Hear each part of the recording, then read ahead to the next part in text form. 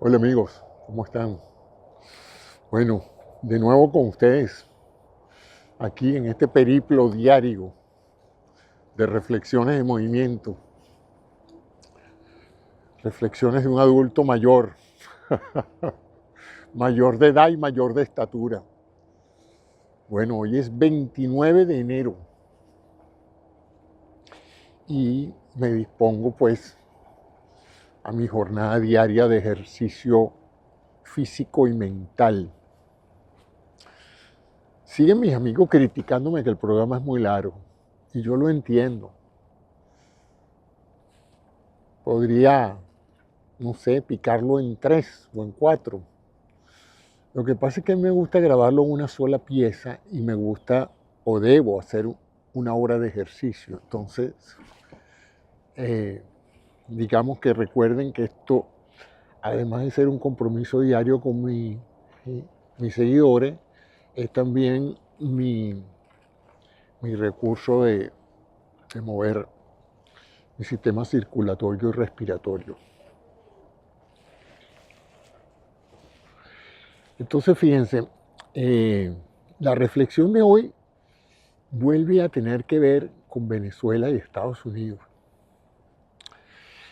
Yo no sé si en algún momento en la historia habrá habido una situación donde una misma persona es vista mal en su país y bien en otros países. Pero no bien de simpatías. Por ejemplo, se me ocurre pensar en esos extraordinarios paralelismos que ha habido entre la figura de Hugo Chávez y de Donald Trump. La historia se va a ocupar bastante de eso, porque a pesar de ser de signo contrario, uno que se llamaba socialista y el otro que se llamaba o se llama todavía una persona de derecha, conservador, apartando esta enorme diferencia presumiblemente de filosofía, si nos vamos a la historia de ambos, está caracterizado por elementos contrapuestos, opuestos y muchos similares. Uno viene del extracto social más bajo de la sociedad de su país. Gente humilde, maestros de escuela,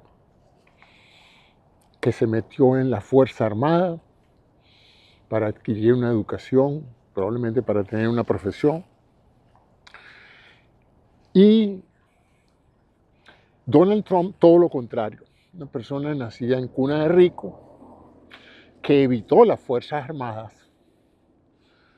y que no ha tenido otro horizonte en la vida sino hacer dinero. Por lo menos eso es lo que se cuenta y es lo que cuenta él mismo. Él es el hombre de los negocios. Su educación y su formación familiar fue diseñada para hacerle una máquina de hacer dinero y de tomar riesgo. Hasta allí estamos hablando de dos polos opuestos, uno rico, uno pobre, uno con vocación militar, otro evitando el riesgo de un conflicto militar. Pero aquí empiezan a ver las similaridades, ¿no? Ambos con una gran vocación de poder y necesidad de impactar en los destinos de su país. Los políticos son personas muy interesantes, ¿no? Porque, y ahora que se ha puesto de moda esa palabra narcisista, yo creo que todos son, en alguna manera, todo político es narcisista, todo político que quiere utilizar su intelecto y su carisma para gobernar su país, se cree de alguna u otra manera mejor que los demás ciudadanos. Porque en la lógica del poder, quien conduce es quien está mejor preparado y quien sabe lo que hay que hacer. O sea que cuando alguien dice yo quiero ser político, yo tengo vocación política, implícitamente está diciendo yo quiero diferenciarme de los demás. quiero conducir los destinos de mi país, quiero arreglar las cosas, quiero lograr pasar a la historia, porque los ciudadanos convencionales no pasan a la historia, pero los que sí pasan a la historia son los que conducen pueblos, y más si durante su ejercicio hacen grandes cosas por sus pueblos. De tal manera de que allí está pues la primera similaridad que encontramos en estos dos personajes. Ambos utilizan los recursos que tienen a disposición para llamar la atención de sus compatriotas. Ambos son personas no solamente ávidos de publicidad, sino que desarrollan un característico estilo populista, de decirle a la gente lo que la gente quiere escuchar, de mimetizarse dependiendo de la audiencia y de mentir a diestra y siniestra con tal de lograr sus objetivos políticos. Chávez lo empezó a hacer dentro de un cuartel, Trump lo empezó a hacer dentro del ámbito del mundo de los negocios inmobiliarios y en la política local de la ciudad de Nueva York.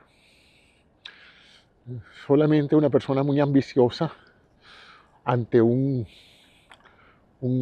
hecho criminal que aconteció en la ciudad, paga una página completa en un periódico de gran circulación y bien costosa la página para expresar una opinión política sobre el desarrollo de ese caso penal. ¿Con qué propósito? ¿Cuál era el propósito de hacer eso? Hacerse notar, separarse del resto del grupo. Yo no soy un millonario más. Yo soy un millonario playboy, pero que además de eso tengo interés en la política. Las personas así llaman mucho la atención de los centros noticiosos, porque como son tan llamativos, la prensa no deja de cubrir sus actividades. Lo vemos en la gente del cine, hay actores noticiosos, hay actores que la gente solo los recuerda cuando se ganan el Oscar, ¿no? Pero no anda dando escándalo. Pero hay gente que vive dando escándalo porque necesita la publicidad. Y de una u otra manera, ambos van llamando voluntades dentro del ámbito de los cuales ellos se desarrollan. En el caso de Hugo Chávez, tengo entendido que el tipo tuvo la oportunidad de ser docente, es decir, de ser una de esas personas que influyen en otros por la autoridad de la docencia. Y en ese sentido, pues, utilizó su verbo y utilizó su carisma para empezar a llamar la atención de sus compañeros y dejarse ver como un líder con grandes aspiraciones de cambiar las cosas. En ambos casos, en este proceso de ascenso, cada uno por supuesto en su escala, contaron con que el entorno lo subestimara a ambos. Cuando Trump se planteaba como una persona con intereses políticos, la gente probablemente se burlaba y lo subestimaban porque pensaban que lo que era un muchacho playboy millonario, que lo que le gustaba eran las mujeres bonitas y mientras más jóvenes mejor, como él mismo las describe. Y esencialmente eso, una persona ávida de poder y de dinero, pero sin ninguna intención de tener una influencia política en el país. Era lo que se llama una persona de la farándula.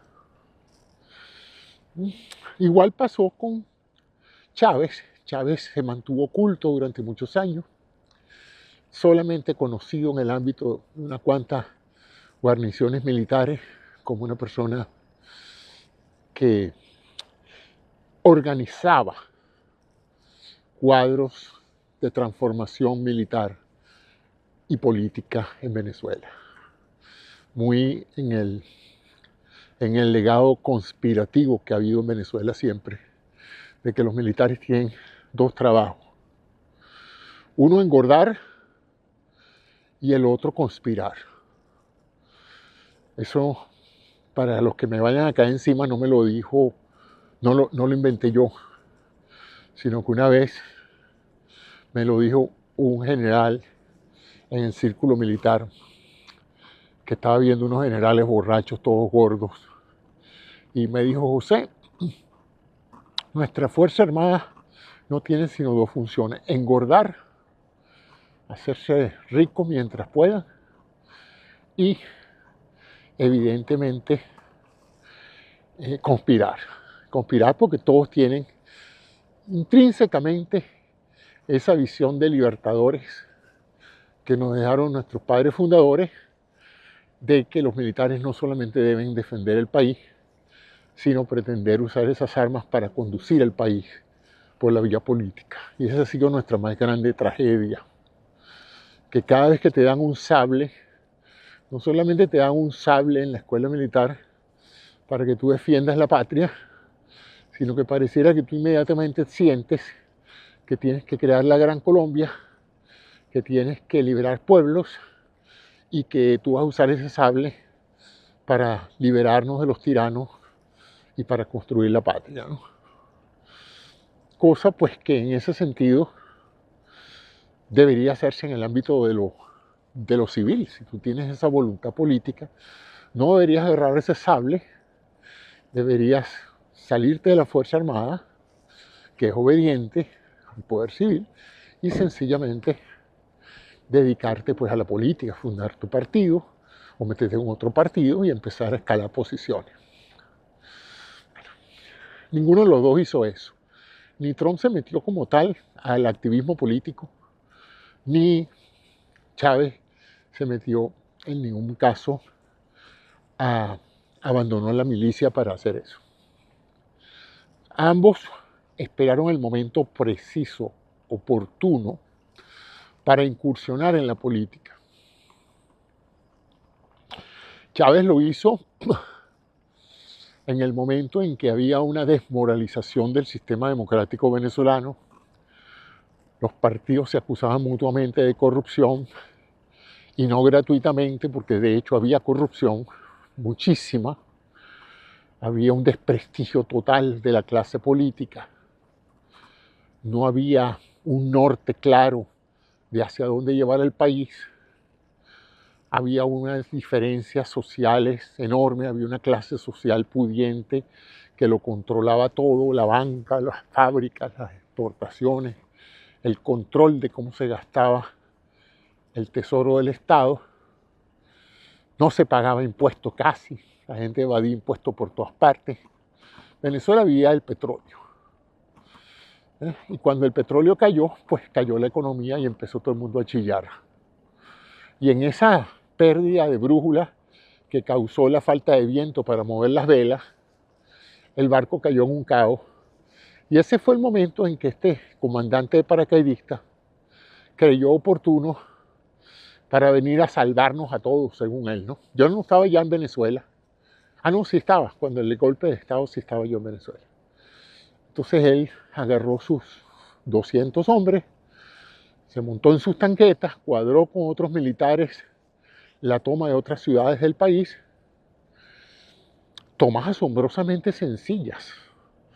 Se dice que Arias Cárdenas en unas cuantas horas tenía preso al gobernador del Zulia.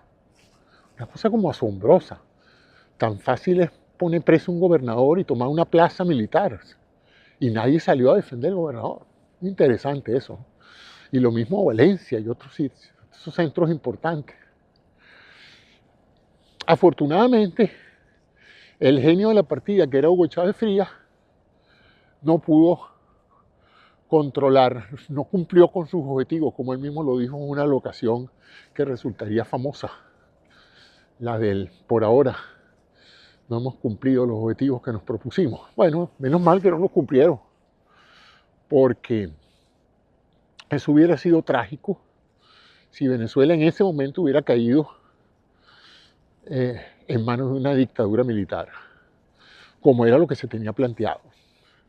al querer o poner preso o matar al presidente democráticamente electo con una incontestable mayoría de votos, que fue Carlos Andrés Pérez. Ok, pasa el puente y este hombre cae preso, ¿verdad? Se pasa un periodo de unos cuantos años en el oscurantismo, de nuevo todo el mundo subestimando las posibilidades políticas y el impacto que este comandante iba a tener en la vida venezolana. Simultáneamente, en el norte del continente, este playboy, en virtud de las malas decisiones económicas que tomó con sus casinos y muchas otras deudas que tenía, aceptó una posición en un show de reality TV, el Apprentice, y de ahí pues se dedicó básicamente a ganar dinero y a proyectar. El otro día lo vi, el productor de esa serie de The Apprentice, él hizo el comentario de que nosotros construimos un monstruo, me llamó la atención. Y cuando vi, sí, él se autorresponsabiliza de haber creado en la imagen de muchos estadounidenses la idea de que, primero, Trump era un gran hombre de negocio, un hombre muy asertivo, con una gran capacidad de tomar decisiones excelentes, de negociar cosas excelentes y sobre todo de despedir gente que no calificaba para sus proyectos, ¿no? Lo cual le creó una imagen, como se crea todas las imágenes de televisión, como me creé yo la imagen del sargento Sanders en la serie de televisión Combate, de un super soldado. El sargento Sanders era Vic Morrow, se llamaba el sargento Sanders. El sargento Sanders, pues el actor, terminó siendo un ídolo de todos nosotros, como lo terminó siendo el llanero solitario y su fiel compañero Toro. Y así todos los ídolos de televisión que se nos han formado en la cabeza a raíz de ver sus desempeños televisivos. Así se creó la imagen de que Trump era un personaje ejecutivo, capaz de tomar decisiones difíciles, un gran negociador, un hombre que sabe mucho de negocios. Prácticamente una completa distorsión de lo que era la realidad, porque toda la gente que había hecho negocios con él sabía que era un hombre inescrupuloso, truculento, y que no era precisamente muy hábil cuadrando negocios multimillonarios. Lo demás era toda una fachada de lujo, de mujeres bellas, de aviones y de helicópteros con el nombre de él. Y en una cultura como la estadounidense, donde la opulencia y la proyección de riqueza cautiva a todo el mundo, yo creo que en ningún otro país que yo conozca es tan atractivo una persona con dinero, sea mujer o sea hombre. No sé, es posible que en otros países sea también de gran importancia social, general. La gente con dinero siempre llama la atención, pero nunca yo creo que es venerada como aquí. Aquí, en todo, si usted quiere que una película tenga éxito, la muchacha tiene que terminar casada con un hombre rico. El hombre, el jefe de todo, tiene que tener dinero y tiene que lucirlo, ¿no? Digamos que la economía del consumo requiere que tú tengas avidez por el dinero y por gastarlo, porque tampoco de nada sirve un héroe que tenga mucho dinero pero no lo muestre. Ese es un perdedor también, ¿no? Es interesante todas esas cosas que se me ocurren mientras pedaleo. Bueno, el asunto es que, así como Chávez incurre, él detecta dentro de ese desastre que fue el golpe de Estado que él hizo, algo fascinante, y es que llamó la atención de mucha gente. Si yo le contara a la gente que no sabe de este cuento cómo hizo él para llamarle la atención, hizo una cosa extraordinariamente sencilla. Por primera vez, dicen eso, yo no sé porque yo no conozco toda la historia, pero por primera vez decían, en la historia de Venezuela alguien se hace responsable por la cagada que puso. En Venezuela, como en muchos otros países del mundo, cuando alguien mete la pata, siempre busca a quien echar la culpa.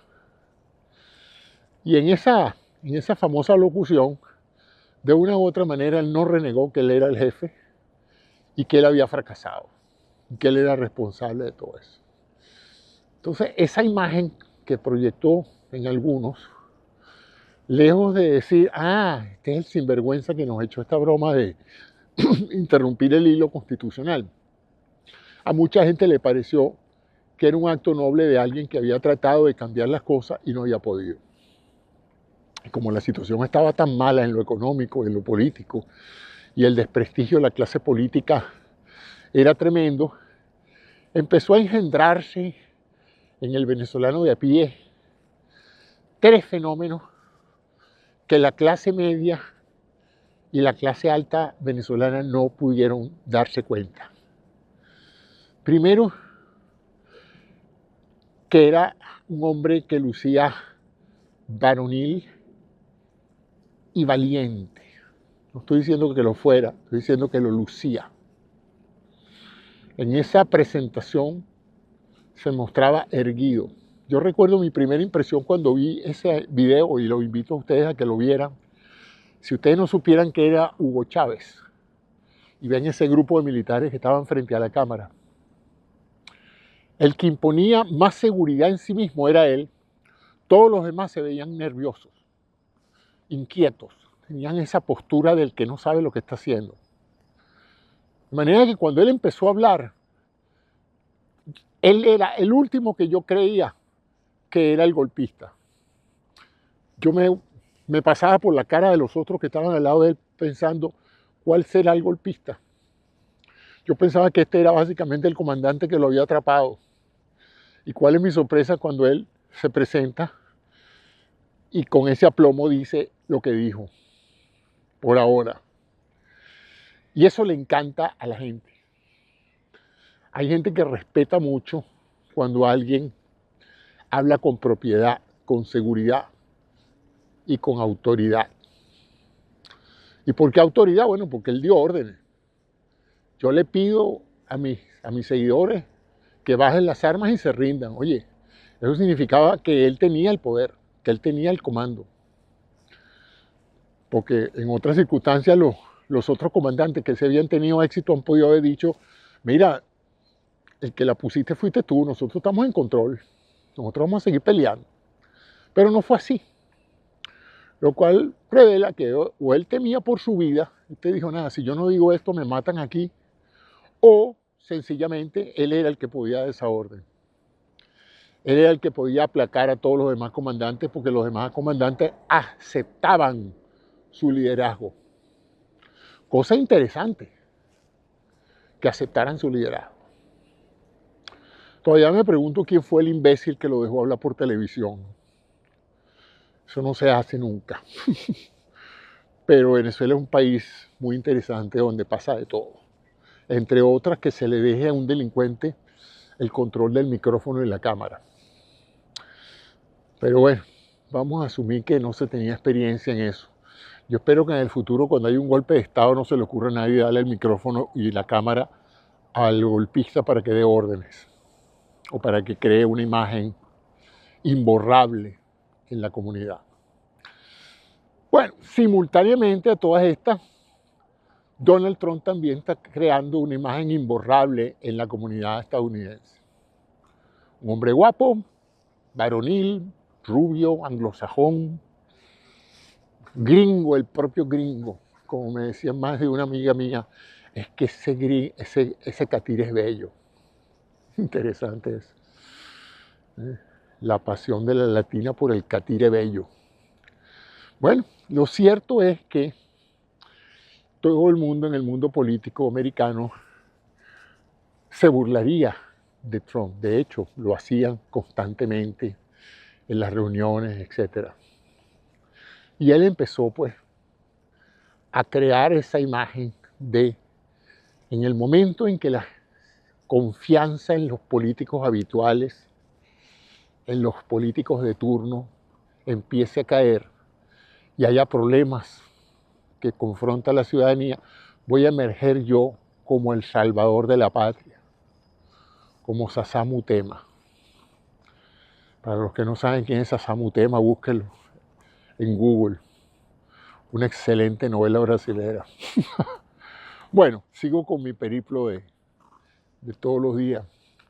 El asunto es que entonces fíjense cómo estos dos personajes empiezan a darse cuenta de que la clave al poder es el populismo.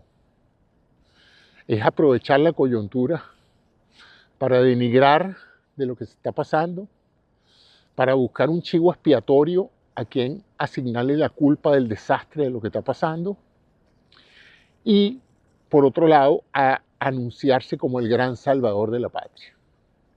La persona impoluta que no pertenece al establishment, que no pertenece a la mafia del gobierno y que por lo tanto hay que darle otra oportunidad, hay que darle una oportunidad ante el hecho de que las élites están destrozando el país y él se presenta como el salvador porque él no pertenece a las élites.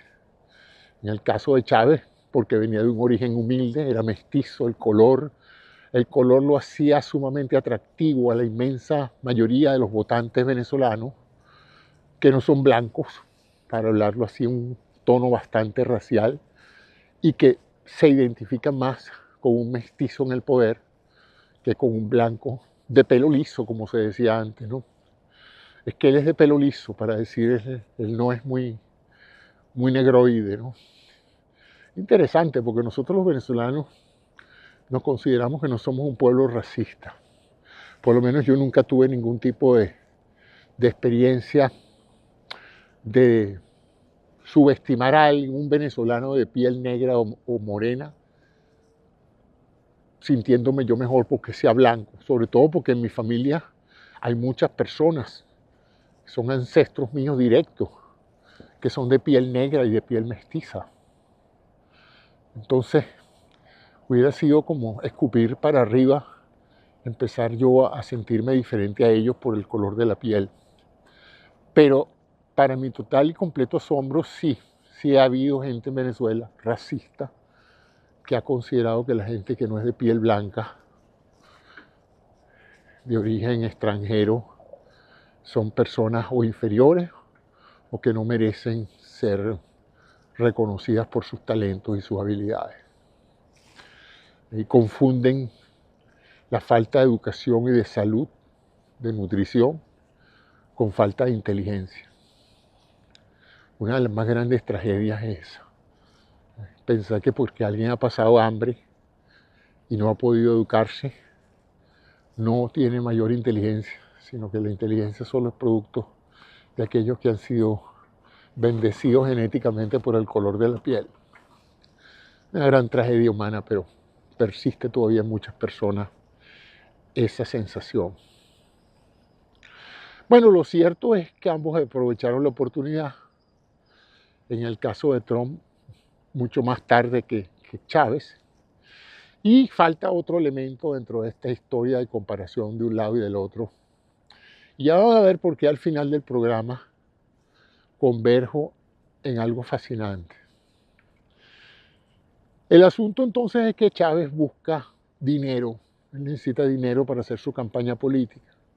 Goza de una extraordinaria suerte de que es indultado por un presidente que después de haber sido un hombre de derecha, demócrata cristiano, se dio cuenta de que la oportunidad política de un pueblo hambriado era ser un hombre de proyección de izquierda, entonces hizo un viraje de la derecha hacia la izquierda y se convirtió en un populista de izquierda, definiendo a su grupo político como el chiripero. Imagínense ustedes la imagen que él tendría de llamar a sus seguidores chiripas, que son unos insectos, por cierto. A mí un jefe político me hubiera llamado el chiripero, yo me hubiera volteado y lo hubiera dejado solo. Pero así estaba el pueblo venezolano tan desesperado de alguien que tuviera algo de sensatez, que solo porque este político se paró en el Congreso a dar un discurso justificando el golpe de Chávez, le dieron el beneficio de la duda. Fíjense qué pueblo tan noble es el pueblo venezolano, que porque alguien habla bonito, son capaces de seguirlo y confiar en él de nuevo, porque esa era la segunda vez que era presidente. La primera vez no lo hizo tan mal, pero la segunda no pudo haberlo hecho peor. Bueno, lo cierto es que lo peor que hizo fue indultar y dejar libre a, a, a Chávez con la libertad de que él fuera elegible de nuevo para un cargo público. Otro craso error. Si dejarlo en libertad sin castigo era un estímulo a cualquier golpista futuro, y eso lo digo para la gente que no cree en precedentes, ¿no? Los precedentes son importantes. Si tú te das cuenta que puedes hacer un golpe de Estado y en 2 años está en libertad, bueno, te ves tentado a decir, bueno, ¿y por qué si a él le pasó eso no lo puedo hacer yo? Lo hizo Hitler. Hitler dio un golpe de Estado y luego salió de la cárcel y llegó a dirigir a Alemania. O sea que sí se puede, de que se puede, se puede. El asunto entonces viene porque este señor empezó a decirle a todos los millonarios venezolanos, a las cámaras de comercio, hasta la embajada americana, se reunía con el embajador americano cada vez que podía, hablar de los vínculos de amistad y de la colaboración que iba a haber con los Estados Unidos. Al extremo de que hasta el embajador de los Estados Unidos en ese momento en Venezuela estaba enamorado de Chávez. Bastó que Chávez le dijera que él era un gran admirador de Walt Whitman para que inmediatamente él dijera, este señor, este militar es esta es una persona con la cual nosotros podemos controlar y negociar. Este no es un enemigo de los Estados Unidos. Fíjense las vueltas que da la vida, ¿no? Bueno, el asunto es que de esa manera Chávez es elegido presidente con un triunfo aplastante, que no pudo negar nadie y que de una manera volvió a hacer efectivo la idea de que una persona puede actuar en contra de la democracia y luego democráticamente ser electo. Un contrasentido. Es como un delincuente que comete un gran crimen y después termina siendo juez o termina siendo policía, ¿no? Entonces uno dice, pero bueno, ¿y a quién se le ocurrió esa idea? Bueno, lo cierto es que en esos años el hombre goza de la más grande y providencial aumento de los precios del petróleo que le da todo el dinero para comprar y corromper a medio mundo, a otros países, a jefes de Estado, a todo el mundo. Y también a expresar su presunta vocación patriótica, no solamente robando él y su familia y sus amigos, porque esa es otra realidad. Cada grupo político que ha llegado a Venezuela, sea de centro izquierda, sea centro derecha, en el mismo día en que la persona está tomando la banda presidencial, ya la gente está planteándose cómo hacer negocio para ganarse unos dineros en ese quinquenio, en esa temporada, ¿no? Es un fenómeno que veo. Yo no creo que sea único venezolano, yo creo que eso pasa en todos los países. Ya me imagino que igual aquí, cuando ganó Nixon o cuando ganó Bush, ya había una cantidad de gente planteándose qué negocios se iban a hacer ahora que tenemos a Bush en el poder, y Bush es amigo mío y es primo tuyo, y fulanito lo conoce, y menganito dio fondo para su campaña. O sea, aquí todo el mundo, al igual que en otros países, cuando alguien gana, no en todos, yo no creo, yo creo que hay países donde que tú tengas un amigo en el gobierno no te da ninguna gran ventaja, ¿no? Pero en estos países, yo pensaba que Estados Unidos es más serio en ese sentido, pero ahora que hemos llegado a estos extremos tan evidentes de corrupción, veo que la diferencia no es nada en la corrupción. Aquí hay tanta corrupción como en Latinoamérica. Cuidado sin más, porque es una corrupción más hipócrita. En Latinoamérica los corruptos son tan claros en que son corruptos y se ríen de su corrupción. Aquí pretenden que no hay corrupción, que no hay tal corrupción, que todo se está haciendo en el marco de la ley. Entonces resulta más asombroso esa diferencia en términos de las corrupciones. Bueno, así progresa la tragedia del proceso chavista hasta que eventualmente pues, se produce la ruptura cuando presuntamente, digo presuntamente porque no me consta, pero eso es lo que dicen todas las fuentes, Estados Unidos decide apoyar a la oligarquía venezolana, que se da cuenta de que no pueden manejar a Chávez, y que Chávez está haciendo una serie de cambios socialistas, está confiscando propiedades, está nacionalizando cosas y está abusando del poder que le da su carisma y el dinero del petróleo venezolano, y deciden pues que ya llegó la hora de salir de él. De nuevo, no somos pueblos democráticos, ¿no? Todo lo que tenían que hacer era básicamente esperar que se agotara el término presidencial y ganar las elecciones. Pero en un país donde no hay democracia y donde rápidamente Chávez se dedicó a comprar y a corromper todos los poderes del Estado, era evidente que pronto no iba a haber forma de salir de Chávez por vía democrática, sino por la vía de un golpe de Estado. Y se hizo, como dije, presumiblemente con la bendición de los Estados Unidos en esa época, que ya para entonces empezaban a ver la influencia cubana y eventualmente la China y la de Irán en Venezuela. Influencia que a mí en lo particular no me gusta, pero que la entiendo porque así como Estados Unidos busca tener influencia cerca de Rusia y cerca de China, pues no tiene nada extraño criticarle a los chinos que busquen tener influencia cerca de Estados Unidos y que Rusia haga lo mismo, ¿no? Por aquello de que lo que es igual no es trampa. Y que no nos convenga a algunos no significa que no es legítimo hacerlo, o caer en la sensación de que es malo porque lo hacen ellos, pero no es malo cuando lo hacemos nosotros. Entonces, bueno, esa es la tragedia de este mundo que todavía no termina de entender que tenemos todos que vivir en paz, porque lo contrario es acabar con el único planeta que tenemos. Bueno, sigo con mi cuento largo de esto. ¿Qué tanto tiempo llevo ya hablando? Imagínense, ya voy cercano a la hora. Bueno, en 2 platos al final, para hacerles la historia más corta, para los que están desesperados de ir a comer o de ir a dormir, pasó lo que tenía que pasar, llegaron al poder con grandes expectativas y en poco tiempo se les vio pues el curso autoritario, la necesidad de controlar y de corromperse ellos y a su entorno político y familiar, la necesidad de gobernar por decreto, ¿verdad? La ruptura del hilo constitucional, buscar leyes, manejar el Congreso, amenazar personas, meter preso a aquellas personas que no están de acuerdo contigo, armar cuerpos represivos, etc., ¿no? Entonces, bueno, Chávez murió y su secuencia la continuó Maduro, con más brutalidad y menos carisma que Chávez. Y eso hizo pues que Maduro se transformara en el monstruo que los venezolanos han llegado a odiar y despreciar. Y yo creo que me sumo a ese grupo, aunque de nuevo aclaro que en lo personal no tengo historias vividas que me hagan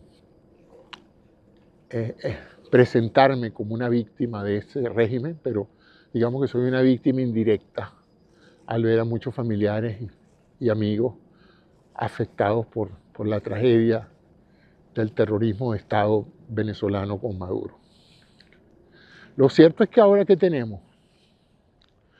Bueno, tenemos una situación donde Venezuela ha dejado de ver a Maduro como el hombre que va a resolver los problemas, para ahora ver a Trump como el hombre que va a resolver el problema. Y lo más paradójico de toda esta situación y a donde quería llegar es el hecho, pues, de que Trump cada vez es más detestado en los Estados Unidos. La gente tiene menos confianza en él.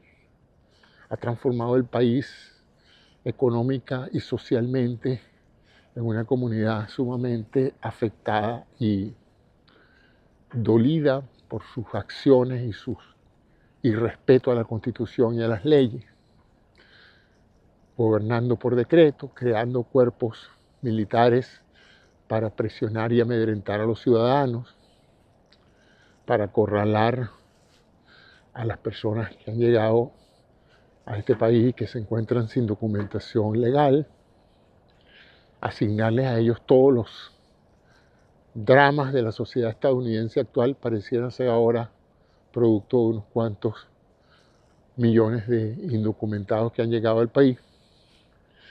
Resulta pues que esa es ahora la bandera que se ha tomado, como se la tomó el chavismo con los escuálidos en su momento, y logró promover la salida de 6 millones de venezolanos, 7 millones de venezolanos, la mayoría de ellos bien formados, profesionales, gente competente o jóvenes o un gran futuro, han tenido que salir a hacer futuro en el exterior.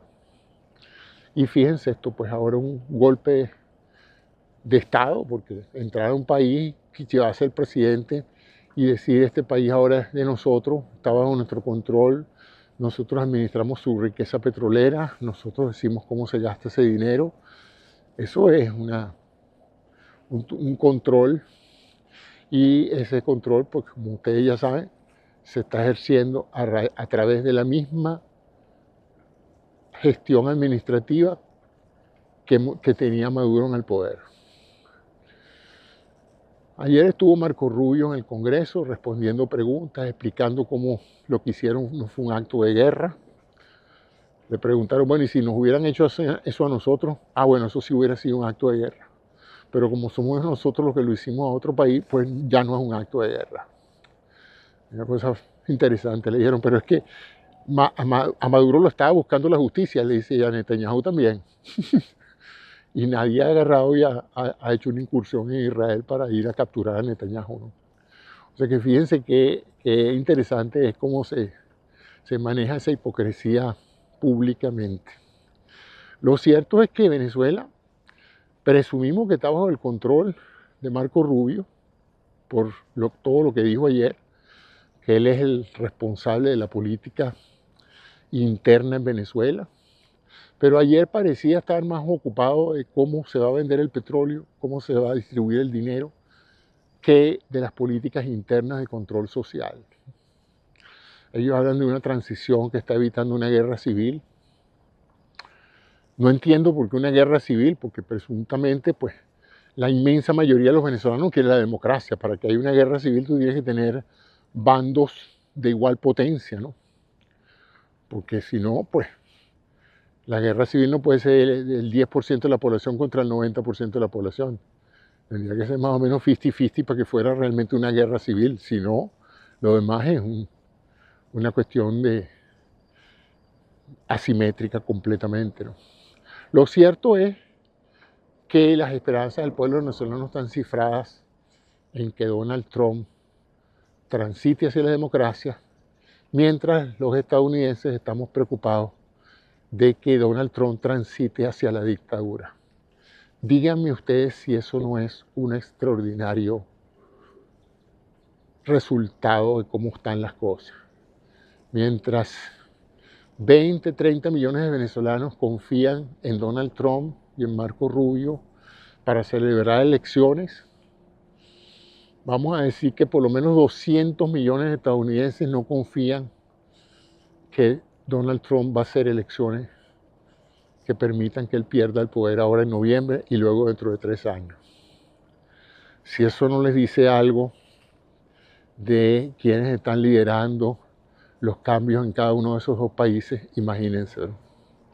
La violencia de la cual se han quejado todos estos años los venezolanos, propiciada por el gobierno en Venezuela, la pueden ver a diario en todas partes aquí en los Estados Unidos.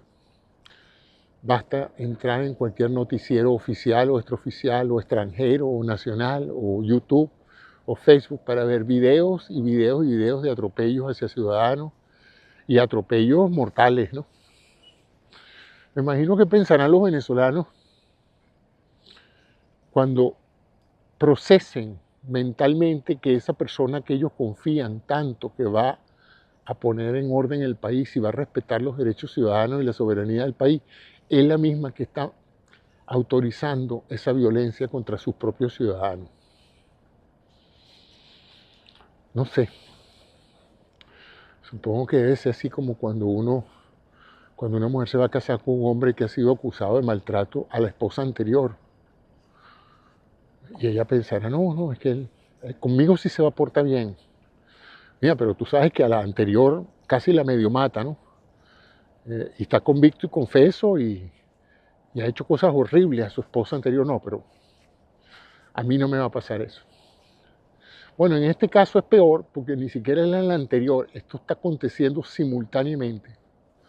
Por un lado, Trump está insinuando que él va a defender la democracia venezolana, cuando por el otro lado está mermando la democracia de su propio país, Estados Unidos.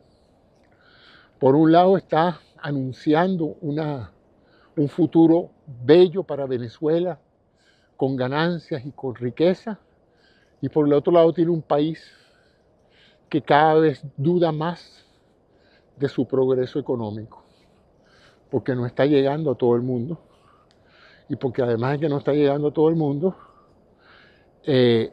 está siendo evidente que la economía no está tan sana como parecería. Entonces estamos en un mundo asombrosamente paradójico, donde dos líderes carismáticos de diferentes sentidos, ambos sumamente populistas, ambos sumamente mentirosos, han podido pues engañar a sus seguidores. Porque en ambos casos Chávez engañó a sus seguidores haciéndoles creer que él era un hombre honesto que iba a resolver la crisis política venezolana y la economía venezolana, iba a mejorar la calidad de vida de todos los venezolanos. Y no fue así. Y lo mismo Trump ha prometido una enorme cantidad de beneficios a todos los estadounidenses y los precios están cada vez más altos, la inflación más alta, los seguros de salud más altos, la desconfianza en las fuerzas policiales. Tenemos estados donde un grupo armado como la Guardia Nacional y la policía está preocupada por la presencia en esa misma ciudad de otro grupo armado que es ICE. Y la pregunta es, ¿pero qué es esto? ¿Cómo es esto que está pasando acá? Así es que mi mensaje para los venezolanos que no se han dado cuenta de esa situación es que traten de entender esto para que puedan entender por qué los venezolanos que estamos aquí en los Estados Unidos viviendo desde hace tiempo y expuestos a esta situación actual, no nos sentimos tan contentos con lo que les está pasando a ellos bajo el control en Venezuela de Donald Trump. Y como somos muy suspicaces de esa aparente luna de miel que tienen Delcy Rodríguez y Donald Trump, de que a pesar de que se le ha dicho, se le ha recalcado, la misma María Corina Machado fue y se lo dijo, quién era Delcy, y él sigue expresando una enorme confianza en que Delcy va a ejercer las órdenes de él. Y la pregunta es, ¿qué va a pasar con Venezuela a mediano y largo plazo? Porque ciertamente Venezuela no está en este momento en manos de la gente que debería estar, sino de la gente que ya se debería haber ido. Entonces, bueno amigos, ese es mi comentario de hoy. Muchas gracias por su atención y hasta mañana. Que tengan buenas noches.